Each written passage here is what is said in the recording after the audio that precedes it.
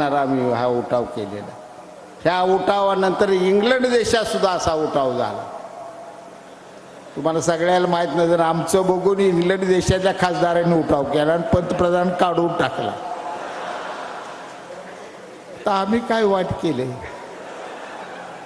उठत्या सुट्ट्याची 50 खोकी 50 खोकी आकडा बारका तर करायचा, आता जरा मोठा तर करा की पेटवा काहीतरी. एकाच आकड्यावर कसं बसला आहे? ज्याने ज्याने असा आरोप केलाय त्याला भगवंत पांडुरंग शिक्षा दिल्याशिवाय राहणार नाही. पांडुरंगच्या पायथ्याच्या ठिकाणी माझं गाव आहे, माझा शाप त्यानं. मतच मोजा बाजाराने या पुढं. आता दिल्लीत दाढी आहे, महाराष्ट्रात दाढी आहे आणि आमची बी दाढी आहे.